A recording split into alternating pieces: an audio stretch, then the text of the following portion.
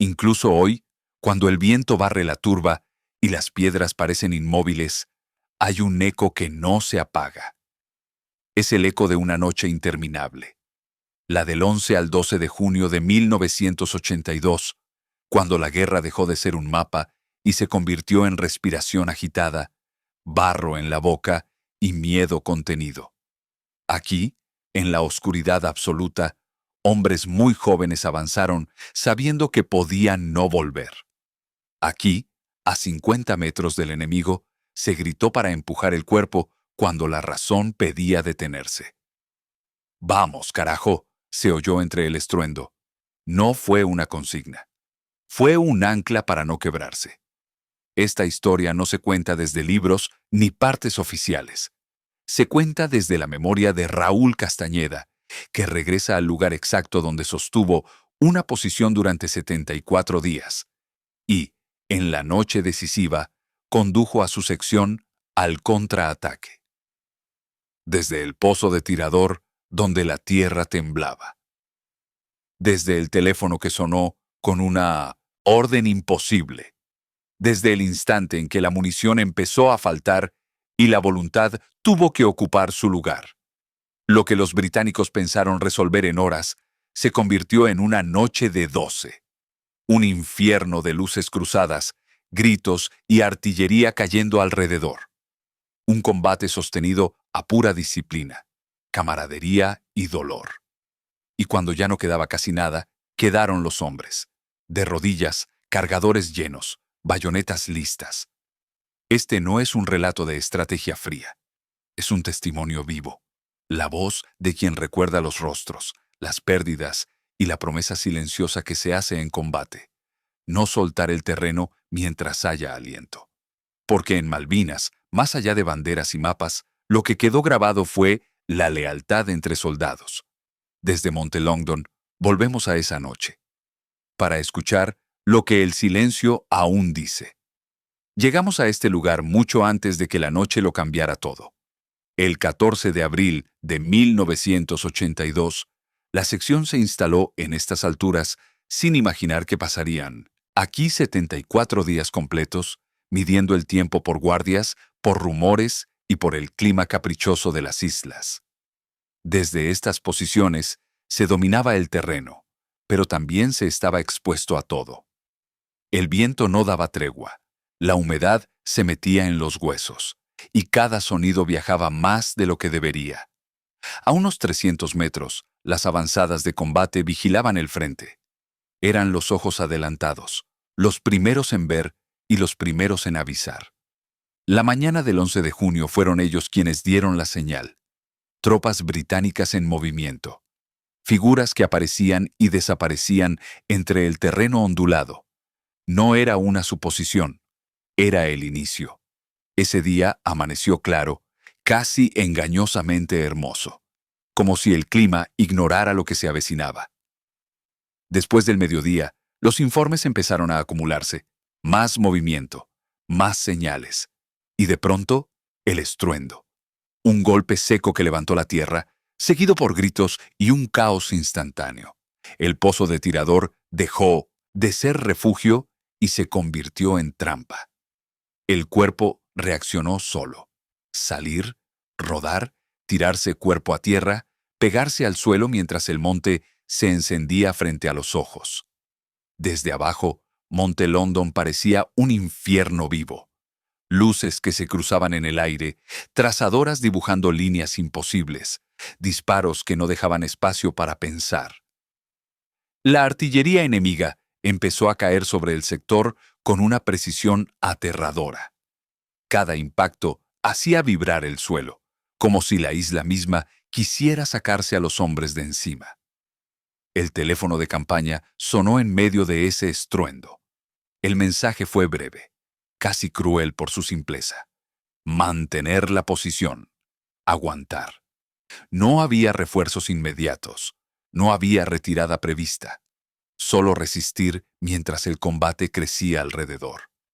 Y así pasaron los minutos, que parecieron horas. El barro caía encima.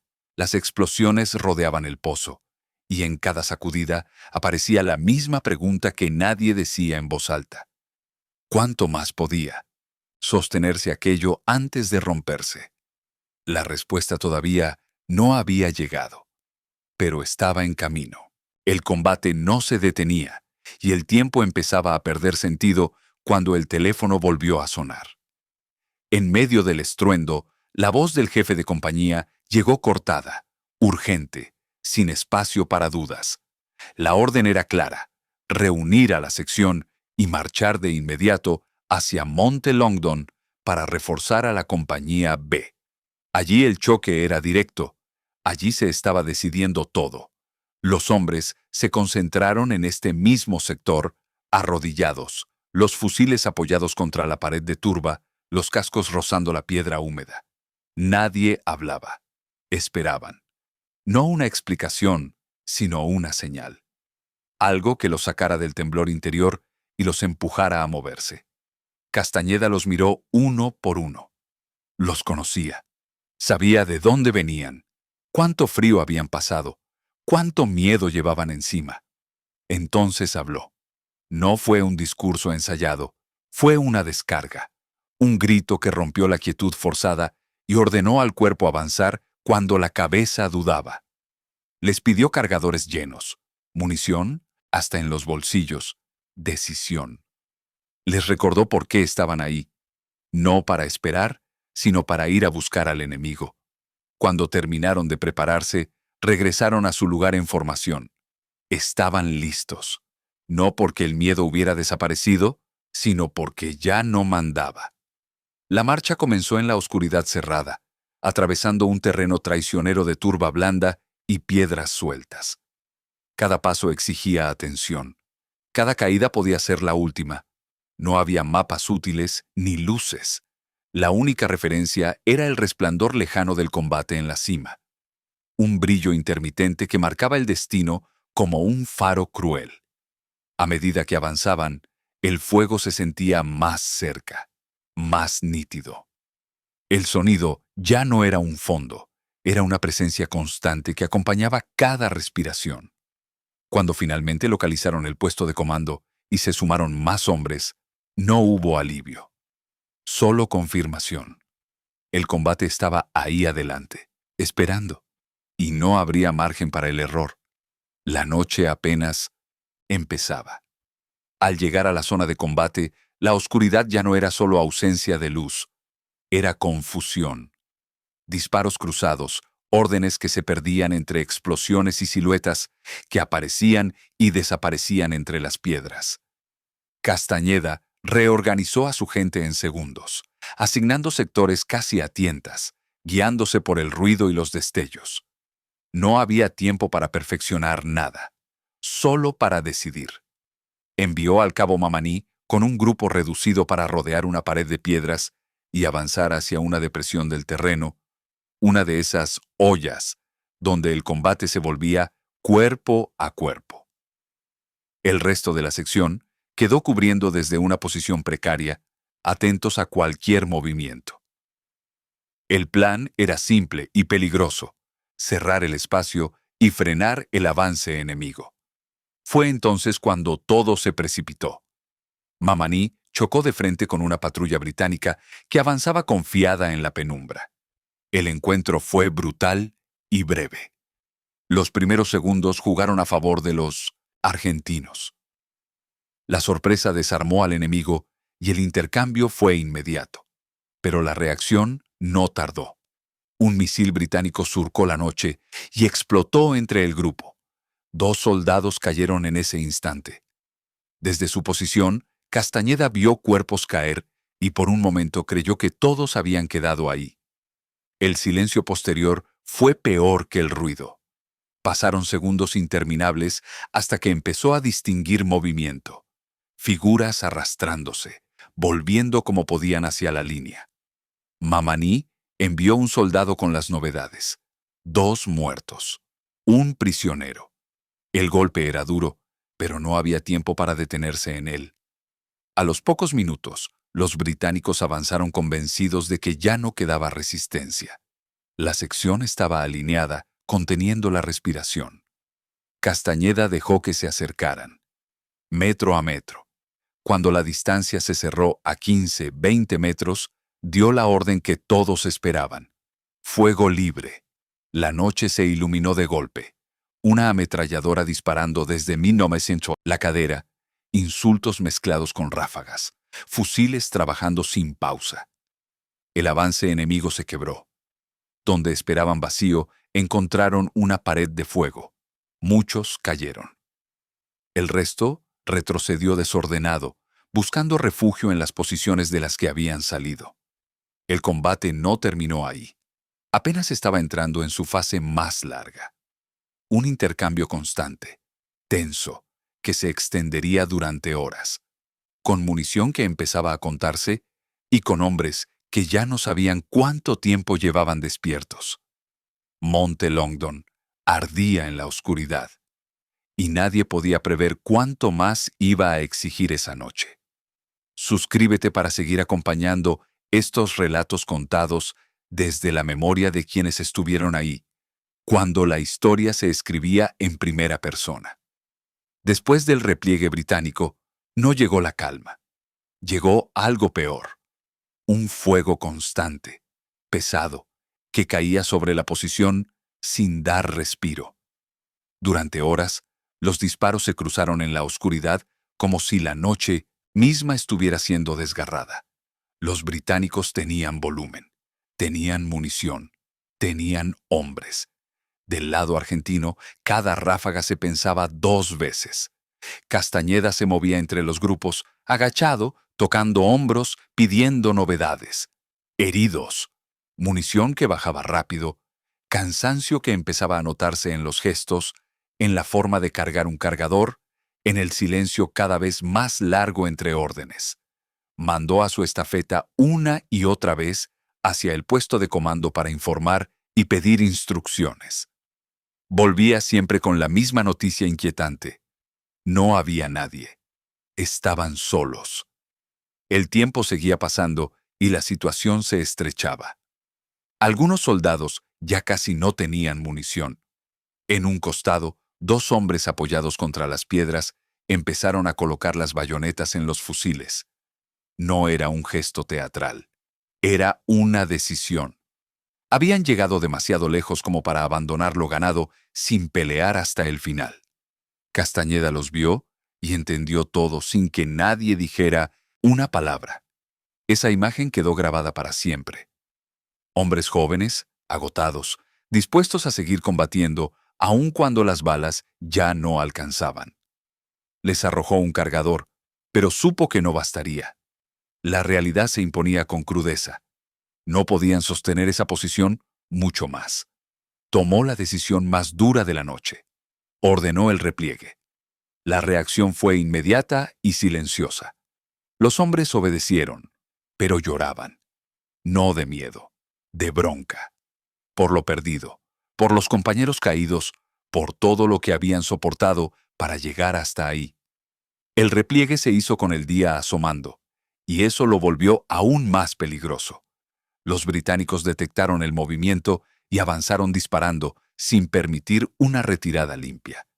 En un momento, las balas pasaron tan cerca que Castañeda corrió hacia unas piedras y se arrojó detrás.